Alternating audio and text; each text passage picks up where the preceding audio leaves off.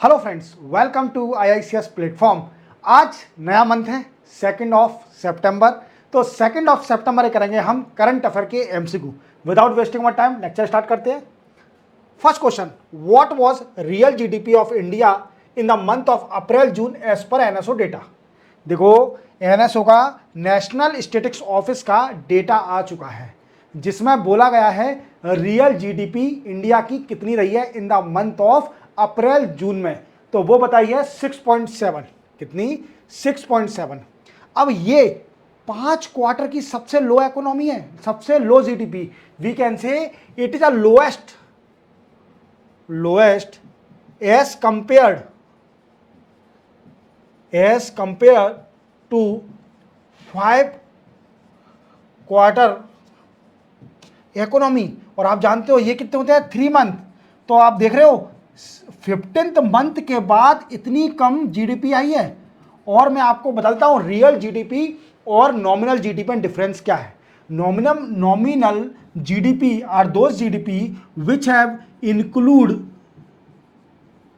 Inflation, जिसके अंदर inflation include होता है, that is called nominal GDP। और real GDP are those GDP that exclude inflation. अब आपको पूरी तरह समझ में आ गया होगा कि रियल GDP जो एक्चुअल GDP है इंडिया की in the month of April June में ओनली 6.7% थी। And that is a lowest GDP as compare to the 5 quarter. समझ रहा हूं मेरी? 5 क्वार्टर से देखा जाए तो सबसे लोएस्ट इकोनॉमी आई थी एज पर दी NSO डेटा। क्लियर? चलते अपन नेक्स्ट क्वेश्चन पर। नेक्स्ट है, Alok Raj assume charge as new DGP of which state. देखो, आलोक राज नए DGP बन गए हैं। अब वो पूछ रहा है किस स्टेट के बने हैं। तो वो बने हैं दोस्तों बिहार के। और बिहार में आप जानते हो नीतीश कुमार जी हैं CM। और ये किसके? मोदी साहब के खास हैं और NDA अलायंस के पार्टनर हैं। किसके? NDA अलायंस के।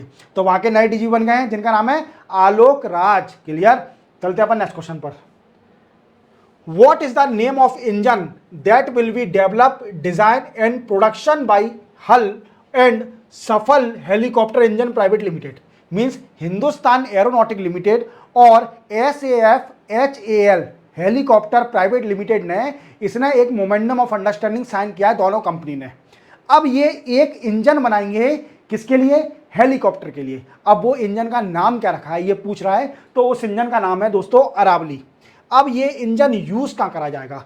मेन क्वेश्चन बनता है कि ये इंजन यूज कहां करा जाएगा। तो मैं आपको बताता हूं, ये 2 हेलीकॉप्टर के नाम याद रखना जिसमें इस इंजन का यूज करा जाएगा। तो पहला है 13 ton medium lift class Indian multi role helicopter. याद रखोगे। एंड सेकंड है deck based multi role helicopter. तो ये 2 हेलीकॉप्टर हैं जिसमें इस इंजन का यूज करा जाएगा और इस इंजन का नाम रखा है अरावली इंजन। क्या नाम रखा है? अरावली इंजन। और ये बनाएगा कौन? ये 2 कंपनियों ने मोमेंडम ऑफ अंडरस्टैंडिंग साइन किया है। पहली है हिंदुस्तान एरोनॉटिक लिमिटेड जो कि बेंगलोर में है, और दूसरी है सफल SAF HAL helicopter engine private limited. Clear? चलते अपन नेक्स्ट क्वेश्चन पर। Which country will host SCO Shanghai cooperation organisation head of government meeting on 15 and 16 October. देखो, आपको अगर SCO के बारे में अगर डिटेल में जानना है तो मेरे आप चैनल में जाइए, वहां पर प्लेलिस्ट में जाइए, एडिटोरियल के अंदर जाइए, फिर वहां पर आपको SCO का सिंगाई कॉपरेशन ऑर्गेनाइजेशन का एक इंडिविजुअल लेक्चर मिल जाएगा जिसको आप आसानी से देख लीजिए। अब इसकी हेड ऑफ गवर्नमेंट की मीटिंग होने वाली है 15 और 16 अक्टूबर को। अब ये मीटिंग कहां होने वाली है ये क्वेश्चन पूछ रहा है। तो ये मीटिंग होगी पाकिस्तान के अंदर और इस्लामाबाद सिटी के अंदर। इस्लामाबाद सिटी में होगी। क्लियर? अब देखो, सिंगाई कोऑपरेशन ऑर्गेनाइजेशन का मेंबर इंडिया भी है। कौन है? इंडिया भी इसका मेंबर है। क्लियर? और पाकिस्तान भी इसका मेंबर है शंघाई कोऑपरेशन ऑर्गेनाइजेशन का। अब इसमें पाकिस्तान ने इंडिया को इनविटेशन भेजा है कि आप भी आइए इस मीटिंग को पार्टिसिपेट करिए। इवन अभी तक इंडिया ने ऐसा कोई रिस्पांस नहीं दिया है, ना ही पॉजिटिव रिस्पांस दिया है, ना ही निगेटिव रिस्पांस दिया है। अभी तक इंडिया कोई रिस्पांस नहीं है। बस एक इसमें अगर इंडिया मना करती है तो इंडिया को एक प्रॉब्लम आ सकती है, क्योंकि जब Shanghai cooperation organisation in India और पाकिस्तान ने ज्वाइन किया था तो दोनों कंट्री ने एक एग्रीमेंट साइन किया था कि जब भी हेड ऑफ गवर्नमेंट की मीटिंग होगी, जहां भी होगी, तो सिर्फ ओनली जो गवर्नमेंट का हेड होगा वही अटेंड करेगा। अब इंडिया के सामने डेडलॉक की कंडीशन आ गई है कि मोदी साहब को ही जाना पड़ेगा, या फिर वो मिनिस्टर ऑफ एक्सटर्नल अफेयर को नहीं भेज सकते, क्योंकि ये एग्रीमेंट है पाकिस्तान के साथ कि हेड ही भेजा जाएगा, head of government meeting of Shanghai cooperation organisation. अब देखना है क्या होता है, इंडिया कैसे तोड़ निकालती है इसका। इंडिया, मोदी साहब पाकिस्तान जाते हैं कि नहीं जाते, वो डिसाइड करेंगे गवर्नमेंट, और हमारा काम है जब गवर्नमेंट डिसाइड करेगी तो हम आपको बता देंगे। क्लियर? चलते हैं अपन नेक्स्ट क्वेश्चन पर। What is the growth of core sector in the month of July as per the data? देखो, कोर सेक्टर की ग्रोथ आई है 6%, और ठीक है, अच्छी ग्रोथ आई है in the month of July. पर पहले सबसे पहले जानना है, जो नए बच्चे हैं जो तैयारी स्टडी कर रहे हैं, तो कोर सेक्टर होते क्या है, तो उनको मैं बताने के लिए बताऊंगा कि कोर सेक्टर वो सेक्टर है जिस पे हमारी इंडिया की पूरी इकोनॉमी डिपेंड है। अगर ये कोर सेक्टर की ग्रोथ अगर कम हो गई तो हमारी इंडिया की ग्रोथ भी रुक जाएगी। अब ये ऐसे कौन कौन से सेक्टर है? 8, तो 8 सेक्टर है ये, 8 कोर सेक्टर हैं। क्लियर? और मैं बता देता हूं 8 कौन कौन से हैं। पहला है कोल, दूसरा है crude oil, third natural gas, fourth refinery, fifth steel, six cement, fertiliser and electricity. अब ये भी जानना जरूरी है कि कोर सेक्टर जो होता है उसमें वेटेज किसका ज़्यादा है, किसका कम है। तो मैं आपको क्रोनोलॉजिकल ऑर्डर में बता देता हूं। सबसे पहले है रिफाइनरी, वेटेज रिफाइनरी का, देन आफ्टर स्टील का, इलेक्ट्रिसिटी, सॉरी स्टील नहीं, इलेक्ट्रिसिटी का है। पहला है वेटेज सबसे ज़्यादा रिफाइनरी का, then after electricity, then after electricity के बाद स्टील। क्लियर? क्लियर? इलेक्ट्रिसिटी के बाद स्टील का है। फोर्थ कोल का है, fourth coal, fifth crude oil, sixth natural gas, seventh cement, eighth fertiliser. Clear? ये वेटेज है, मैंने आपको क्लियर कर दिया कि 8 कोर सेक्टर के नाम याद रखना कि पहला कौन सा है। पहला है fertiliser, coal, crude oil, refinery, electricity, steel, cement. ये सारे 8 कोर सेक्टर हैं जिस पर इंडिया की पूरी इकोनॉमी डिपेंड है, तभी इनको कोर सेक्टर बोला जाता है। क्लियर? तो चलते हैं अपन नेक्स्ट न्यूज पर। नेक्स्ट है, which force of India has launch project Naman Sparsh centric common service centre. देखो, इंडियन आर्मी ने एक प्रोजेक्ट स्टार्ट किया है जिसका नाम है नमन, और प्रोजेक्ट नमन इंडियन आर्मी ने स्टार्ट किया है, और इसका मेन मोटिव है प्रोजेक्ट नमन का to provide services to pension holder, pensioner या पेंशन होल्डर, देयर फैमिलीज,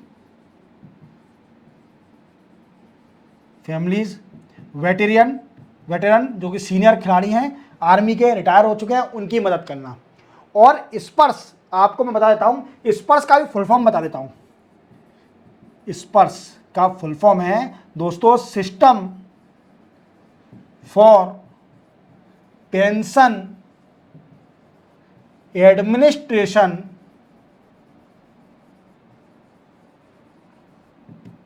रक्षक। क्लियर? ये इसका फुल फॉर्म है स्पर्श का। अब ये जो प्रोजेक्ट नमन स्टार्ट किया है ये स्पर्श से कनेक्ट है, that is also connect with the Sparsh programme of the Indian army that provide the resolution of the pension holder.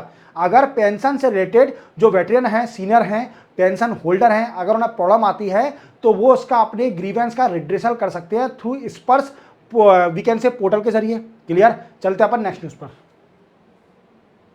Next है, how much of fund allocated as humanitarian assistance to 10 country across Africa, middle east, Asia and Caribbean island by UN. United nation ने क्या किया है, we can से $100 million का humanitarian assistance दिया है 10 कंट्रियों को, जो कि अफ्रीका में भी हैं, मिडिल ईस्ट में भी हैं, कैरेबियन कंट्री में भी हैं। तो इन 10 कंट्रियों को दिया है ह्यूमैनिटेरियन असिस्टेंस। यूनाइटेड नेशन ने $100 million as a humanitarian assistance. अब ये फंड किसमें से दिया है, तो याद रखना ये दिया है central emergency response fund. Emergency response fund, central emergency response fund, इसमें से यूनाइटेड नेशन ने $100 मिलियन का फंड दिया है to 10 country across Africa, middle east, Caribbean island और एशिया। इन 4 एरिया, पर्टिकुलर एरिया में से 10 कंट्री सिलेक्ट करी हैं जिनको ह्यूमैनिटेरियन असिस्टेंस दिया है। अब इनको क्यों दिया है, देखो ये कुछ कंट्री सिलेक्ट करी है जहां पर सिविल वार, इथनिक वार या कुछ ना कुछ we can say atrocity on the public, तो ये चल रहा है। तो इसलिए क्या है कि ह्यूमैनिटेरियन असिस्टेंस दे रही है यूनाइटेड नेशन $100 मिलियन का इन कंट्रियों को। क्लियर, तो कितना इसका आंसर क्या है, $100 मिलियन। चलते अपन नेक्स्ट क्वेश्चन पर। नेक्स्ट है, which municipality of Asia country has been declare as healthy city by WHO। देखो वर्ल्ड हेल्थ ऑर्गेनाइजेशन, जो कि वर्ल्ड हेल्थ ऑर्गेनाइजेशन है, उसने एक सिटी को हेल्दी सिटी डिक्लेयर कर दिया है। अब वो सिटी कौन सी है दोस्तों, तो वो सिटी है म्युनिसिपैलिटी धुलीखेल म्युनिसिपैलिटी। कौन सी, धुलीखेल म्युनिसिपैलिटी। ये कहाँ पर है, तो आप सुन के बड़ा वी कैन से एक्साइटेड होंगे कि नेपाल में, शौक हो जाओगे आप कि नेपाल में ये म्युनिसिपैलिटी है और इसको हेल्दी सिटी का टैग मिल गया है। अब ये टैग क्यों मिला है, तो इसका रीज़न है इस सिटी ने बड़ा ही अच्छा काम किया है। इस सिटी ने क्या किया है, अपना हेल्थ इंफ्रास्ट्रक्चर स्ट्रॉन्ग किया है। हेल्थ इंफ्रास्ट्रक्चर स्ट्रॉन्ग किया है। Even provide nutrition services to children, and this city also allow citizen of this municipalities to participate in health related policy making। Clear दोस्तों, क्लियर और not, that is all. Dhulikhel municipality, इसको WHO world health organisation ने declare कर दिया है healthy city, और ये Asia में याद रखना पहली सिटी है। क्लियर, चलते अपन नेक्स्ट क्वेश्चन पर। Which state tourism board has been conferred prestigious Pacific Asia travel association PATA gold award 2024। देखो ये सुन के आपको बड़ा ही अच्छा लगेगा, क्योंकि इंडिया में हर आदमी को एक नेचुरल जगह में जाने का बड़ा ही मन करता है कि मैं हरियाली में जाऊं और थोड़ा घूम के आऊं। और अधिकतर लोग अगर ग्रीनी एरिया में जाना चाहते हैं तो वो केरला चूज करते हैं। क्या करते हैं, केरला चूज करते हैं कि मैं ग्रीनी एरिया में घूम के आऊं और केरला में जाऊं। तो केरला और टूरिज्म को प्रमोट करने में केरला भी बहुत आगे है। वो कैसे भी हमारे इंडियन या फिर वर्ल्ड के सिटीजनों को अट्रैक्ट करती है कि आइए हमारी केरला में घूमने आइए, ऐसे नए नए प्रोग्राम स्टार्ट करती है केरला।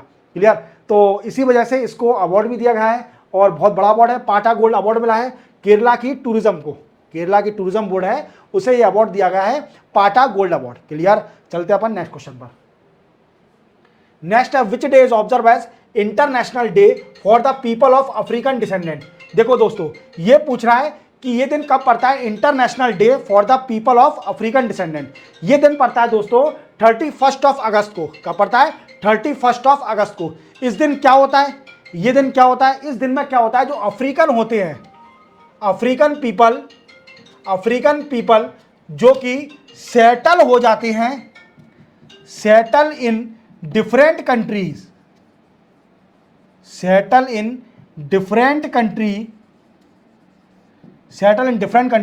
वो फेस ना करें, फेस डिस्क्रिमिनेशन, रेसिज्म। देखो आप जानते हो कि अफ्रीका के लोग बाग जितने भी मतलब मोस्टली होते हैं वो ब्लैक होते हैं और उनके साथ गलत अत्याचार होता है। एक आप देखिए इंडिया में भी ऐसा होता है, अगर हमें अफ्रीकन दिखता है तो कुछ मेरे जो फ्रेंड थे सर्कल में वो समझते थे ये क्रिमिनल टाइप का आदमी है, मीन्स उनके फेस पर एक क्रिमिनल का टैग दे दिया था उन लोगों ने कि हाँ ये कहीं भी मिलेंगे। तो ऐसे चीज़ों को रोकने के लिए देखो अफ्रीकन लोग बाग भी बहुत अच्छे होते हैं, बुरे नहीं होते, हेल्पिंग नेचर होता है और अमेरिका में जो रेशम हुआ था, ब्लैक और वाइट में जो हुआ था वीकेंड से साउथ अफ्रीका में, तो इस चीज़ को ट्रिब्यूट देने के लिए, जो लोग ये चीज़ फेस कर रहे हैं उसको रोकने के लिए ये दिन मनाया जाता है अफ्रीकन लोगों के लिए, और ये 31 अगस्त को मनाया जाता है। क्लियर? चलते हैं अपन नेक्स्ट क्वेश्चन पर। What is Listeria recently seen in news? देखो लिस्टेरिया ये नई बीमारी आ गई है, याद रखना। अभी ये सिर्फ ओनली अमेरिका में है, और लिस्टेरिया नाम दिया है सिर्फ ओनली बैक्टीरिया को। ये क्या है? बैक्टीरिया। अब दोस्तों क्वेश्चन बनता है, ये बैक्टीरिया रहता कहां पर है? तो ये ऑन सरफेस फूड के ऊपर, इवन इट विथ स्टैंड और survive in refrigerator temperature. Refrigerator temperature पर भी सर्वाइव कर सकता है ये बैक्टीरिया। तो याद रखना, फूड हमेशा कुछ भी खाइए तो उसको गर्म करके खाइए एट हायर टेम्परेचर पर। तो ये अमेरिका में बहुत ही गंदी बीमारी फैल रही है, ये बैक्टीरिया नया आ गया है दोस्तों, याद रखना। और ये रेफ्रिजरेटर में भी खाने पर रह सकता है, सर्वाइव कर सकता है। तो याद रखना, अगर आप कुछ भी खाते हो तो आप उस चीज़ को गर्म करके खाएं, इवन उसको ज़्यादा आंच पर, मीन्स आंच बोलते हैं कि हायर टेम्परेचर पर कोई भी फूड खाना है आपको तो खाइए, ठीक है। और ये बैक्टीरिया वीकेंड से कई सारे सिम्टोम दिखते हैं इसमें। सिम्टोम्स जैसे फीवर होगा आपको, हेडेक होगा, इवन यूएसए में कई सारी मृत्यु भी हो चुकी है इस बैक्टीरिया कारण। तो याद रखना, क्लियर, खाना हमेशा गर्म करके ही खाएं। क्लियर? चलते अपन नेक्स्ट क्वेश्चन पर। India conducted maritime partnership exercise with which country in Mediterranean sea? ये पूछ रहा है कि इंडिया ने अभी एक एक्सरसाइज कंडक्ट करी है, और वीकेंड से मेडिटेरियन सी में एक्सरसाइज हुई थी, और ये किस कंट्री के साथ हुई थी? क्लियर? तो ये हुई थी दोस्तों स्पेन के साथ। और इंडिया का आईएनएस जो इंडियन नेवी शिप है वो गया था तबार, और स्पेन का शिप था अतुल्ला। क्लियर? याद रखोगे, ये एक्सरसाइज इंडिया और स्पेन के बीच में हुई to enhance the maritime cooperation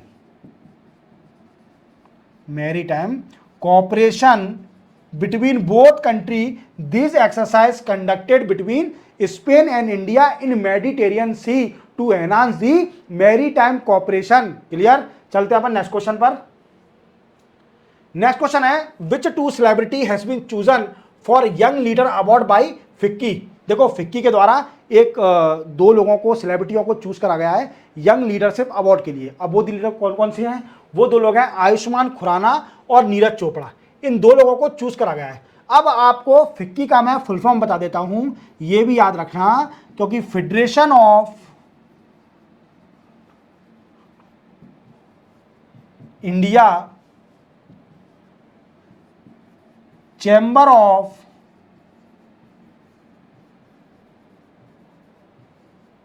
commerce and industry. Clear? और ये दो लोगों को अवार्ड दिया गया है, आयुष्मान खुराना और नीरज चोपड़ा जी को ये अवार्ड मिला है। क्लियर? चलते अपन नेक्स्ट क्वेश्चन पर। Bihar CM has inaugurate sport university in which district? देखो बिहार सीएम जी को तो आप जानते होंगे, जिनका नाम है नीतीश कुमार। और आज तो आप सोच रहे होंगे सर बिहार के ऊपर दो क्वेश्चन आ गए।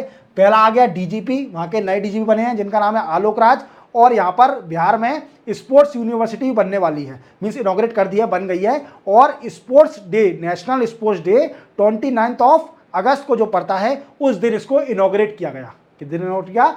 29 अगस्त को, क्योंकि उस दिन बर्थडे पड़ता है किनका? ध्यानचंद जी का, और उस दिन को सेलिब्रेट किया जाता है as a national sports day. Clear? तो ये बन गई है राजगीर में। राजगीर जिला है वीकेंड से बिहार के अंदर, और नीतीश कुमार ने इनॉग्रेट किया है स्पोर्ट्स यूनिवर्सिटी। इसी के साथ 2 सितंबर के करंट अफेयर एमसीक्यू कंप्लीट होते हैं। चैनल को सब्सक्राइब और बेल आइकन प्रेस करना ना भूलना। मिलते हैं हम कल 3 सितंबर को नए करंट अफेयर एमसीक्यू के साथ। तब तक के लिए जय हिंद।